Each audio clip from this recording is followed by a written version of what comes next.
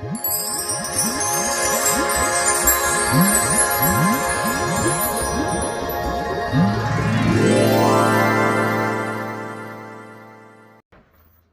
Dear students, आपके अपने YouTube channel चैंसर में आपका स्वागत है। इस वीडियो में आपको देखने को मिलेगा आपका जो ज्योग्राफी का जो चैप्टर 6 है इंडस्ट्रीज़, इसका जो कंप्लीट एक्सरसाइज वर्क है आपको इस वीडियो में मिलने वाला है। सो मेरे साथ इस पूरे वीडियो में बने रहिए, और अभी तक आपने अपने इस यूट्यूब चैनल को सब्सक्राइब नहीं किया है तो सब्सक्राइब ज़रूर कीजिए। सो जो आपके जो फर्स्ट एक्सरसाइज है उसमें आपको डिस्टिंग्विश बिटवीन वाले क्वेश्चंस मिलते हैं। तो यहाँ पर आपको फर्स्ट जो क्वेश्चंस आपका दिखाई दे रहा है कि जो पब्लिक और जो आपके प्राइवेट सेक्टर इंडस्ट्रीज़ हैं उससे रिलेटेड क्वेश्चंस है। आपको डिफरेंट जो पब्लिक सेक्टर से रिलेटेड पॉइंट्स यहाँ पर दिए हुए हैं, इसको आप नोट डाउन कर सकते हैं। जैसे आपके जो इसको कंट्रोल किया जाता है आपके जो स्टेट या फिर सेंट्रल गवर्नमेंट्स के द्वारा, और ये पब्लिक के प्रॉफिट के लिए ज़्यादा होता है, पब्लिक के बेनिफिट्स के लिए होता है, इसको प्रॉफिट मेकिंग से कोई एम्स नहीं होता है। इससे आप एग्जांपल यहाँ से नोट डाउन कर सकते हैं। देन आपके नेक्स्ट आता है आपका प्राइवेट सेक्टर इंडस्ट्रीज। तो वो जो जनरली वो ने उनके किसके अंडर कंट्रोल में होता है, इंडिविजुअल्स, आपको ग्रुप्स के इंडिविजुअल्स के होते हैं। ज़्यादा से ज़्यादा वो प्रॉफिट मेकिंग उसका एम होता है, और एग्जाम्पल आप इसमें 2 एग्जाम्पल आप नोट डाउन कर सकते हैं। देन आपके नेक्स्ट आता है मिनरल बेस्ड इंडस्ट्री, जो मिनरल से रिलेटेड होता है, और एक जो है आपके फॉरेस्ट से।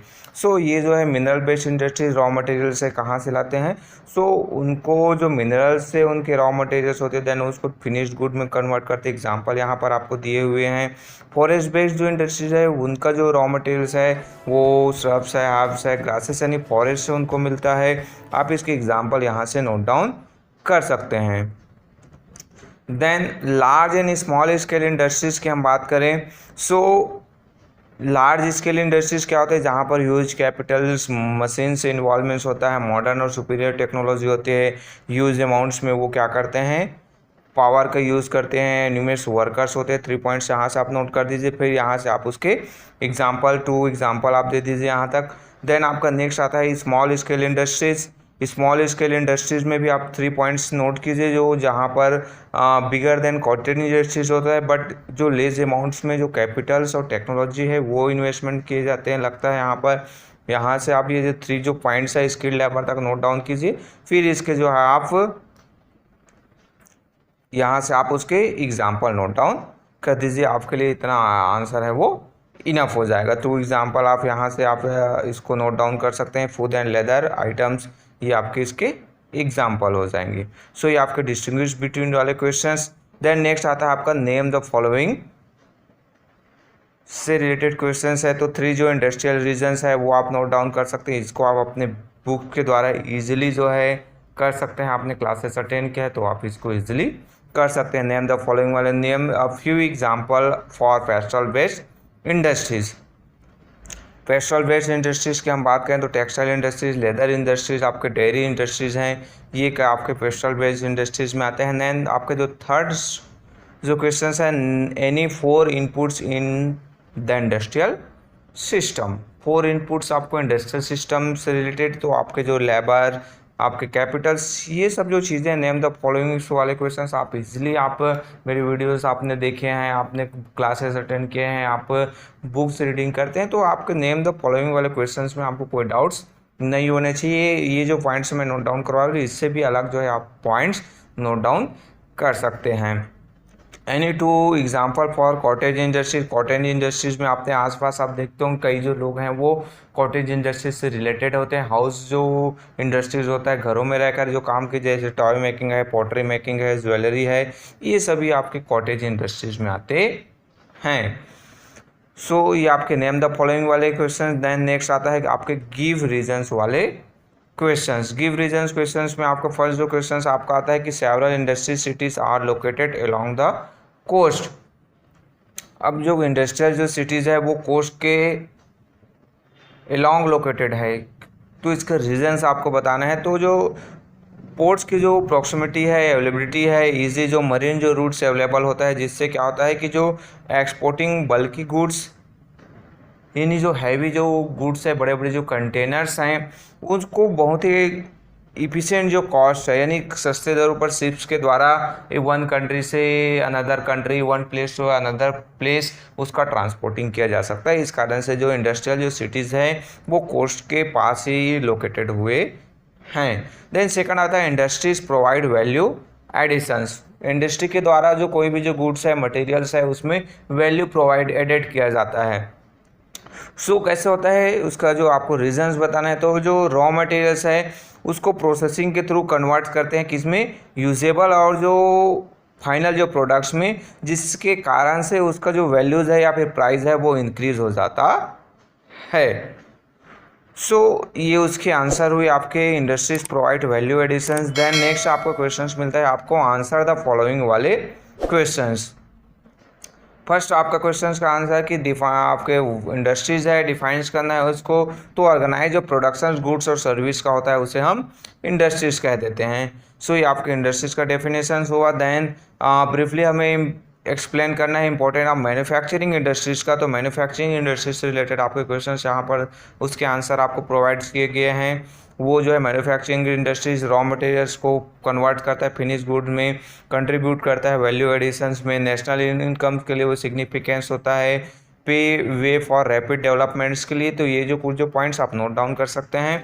देन आपका थर्ड जो क्वेश्चन आता है कि classify the industries on the basis of their size. Size के अकॉर्डिंग टू क्लासिफिकेशंस करना है आपके किसको, इंडस्ट्रीज को। तो साइज के अकॉर्डिंग तो आप देखेंगे तो आपके अलग अलग क्लासिफिकेशंस हुए हैं। Basis of size consider the capital investment, company में कैपिटल इन्वेस्टमेंट किए जाते हैं, टोटल नंबर ऑफ एम्प्लॉयज़ और द वॉल्यूम ऑफ प्रोडक्शन। इनके according to classifications on the basis of industries are classified as cottage industries, small scale industries और large scale industries. Generally आप ये जो क्लासिफिकेशन साइज के अकॉर्डिंग टू कहा गया है, तो cottage industries, small scale industries और लार्ज स्केल इंडस्ट्रीज, ये थ्री आप नोट डाउन कर देंगे तो भी आपके आंसर है वो इनफ हो जाएगा। सो ये आपके थर्ड्स के आंसर हुए। मैं बेटा बार बार आप लोगों को कहता हूँ इस वीडियो से रिलेटेड कि आप ये जो वीडियोज़ है आपके हेल्प के लिए है। मैं चाहता हूँ आपके टीचर्स जो क्लास टीचर जहाँ पर आप जिस स्कूल में आप स्टडी करते हैं वो चाहते हैं कि आप जो है अपने वर्ल्ड लैंग्वेज में आंसर जो है प्रोड्यूस कीजिए, अपने वर्ल्ड लैंग्वेज में आप नोट्स बनाइए, वो आपके लिए ज़्यादा बेहतर बेनिफिट्स होगा। हाँ, ये वीडियोज़ मैं आपके हेल्प के लिए बना रहा हूँ, तो आपको जो एक्सप्लेन कर दे रहा हूँ तो आपके ईजिली जो है आप क्वेश्चन आंसर्स को अंडरस्टैंड कर पाएँ। सो अगर आपको ये वीडियोस हेल्पफुल कर रहा है तो प्लीज़ लाइक ज़रूर कीजिएगा। देन नेक्स्ट आपका फोर्थ नंबर का क्वेश्चन आता है कि how can industries be classified on the basis of raw materials use. जो रॉ मटेरियल्स यूज़ किए जाते हैं उनके अकॉर्डिंग टू क्लासिफिकेशन कैसे किया जाता है, तो यहाँ पर आपको मिल रहा है कि agro based industries, mineral based industries, marine based industries, petrol based industries और आपके फॉरेस्ट बेस्ड इंडस्ट्रीज। सो ये आपके रॉ मटेरियल जो यूज़ किए जाते हैं उनके according to classification. Then next आपका आता है कि what are multinational forms. Multinational forms क्या है? सो जो मल्टीनेशनल जो फॉर्म्स हैं वो मैनेज और कंट्रोल किए जाते हैं आपके जो टू जो इन्वेस्टर्स होते हैं 2 और 3 और मोर कंट्रीज़ में, उनके जो फॉर्म्स हैं वो होते हैं। जैसे यहाँ पर आपके example Coca Cola, Infosys, Tata Steel, Nokia, ये सभी जो सैमसंग, ये आपके जो एग्जांपल है मल्टीनेशनल फर्म्स के। देन 6 नंबर का क्वेश्चन आपका what are the factor that affect of location of industries, explain briefly. तो वो क्या क्या फैक्टर्स हैं जो किसी भी पर्टिकुलर लोकेशन है इंडस्ट्रीज़ का उसको इफेक्ट करते हैं। तो यहाँ पर मेरे बहुत सारे जो पॉइंट्स हैं मैंने इंक्लूड कर दिया है। आपके एग्ज़ाम्स में आपको नोटबुक प्रिपरेशन में आपको 5 मार्क्स के लिए आप प्रिपेयर कर रहे हैं तो 5 पॉइंट्स आप नोट डाउन कर लीजिए। 6 मार्क्स है तो 6 पॉइंट्स, और आपके जो 2 और 3 मार्क्स या फिर नेम द फॉलोइंग्स वाले में आते हैं तो आप इसके बस पॉइंट्स को आप नोट डाउन कर सकते हैं। इसके डील नोट करने की ज़रूरत आपको नहीं है। सो रॉ मटेरियल्स के बारे में आप जो यहाँ पर दिए हुए हैं शॉर्ट में आप उसको नोट डाउन कर सकते हैं। अवेलेबिलिटी ऑफ पावर्स, इसको भी आप नोट डाउन कर सकते हैं। सभी को आप सॉर्ट आउट कर सकते हैं, इतना तो आप कैपेबल हैं। So labour, capital, means of transports, then आपका proximity to market, government policies and other factors, जिसमें आपके geographical factor, historical factor, political, social और ह्यूमन फैक्टर्स, ये सभी इंक्लूड्स हैं। सो ये आपके फैक्टर्स जो इफेक्ट्स थे इतने आपको लॉन्ग्स में यहाँ पर प्रोवाइड किए गए हैं। आप इसको सॉर्ट डाउन कर सकते हैं। मैंने जैसे ही बताया आपको 5 और 6 पॉइंट जो है ज़्यादातर नोट्स करने हैं।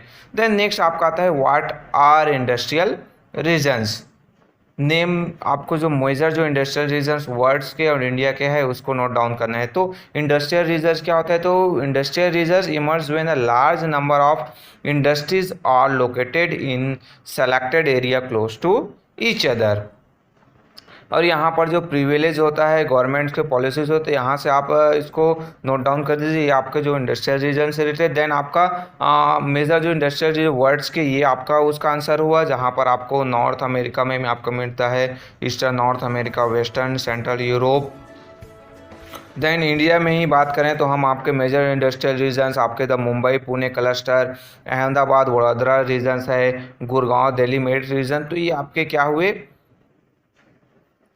इंडस्ट्रियल रीजन इंडिया के और आपके वर्ड्स के।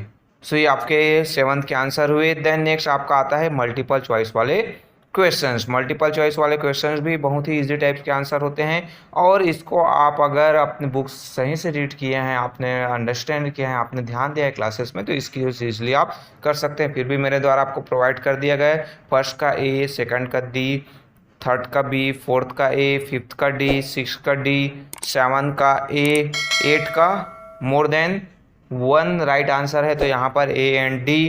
देन थर्ड का आपके 9th का डी।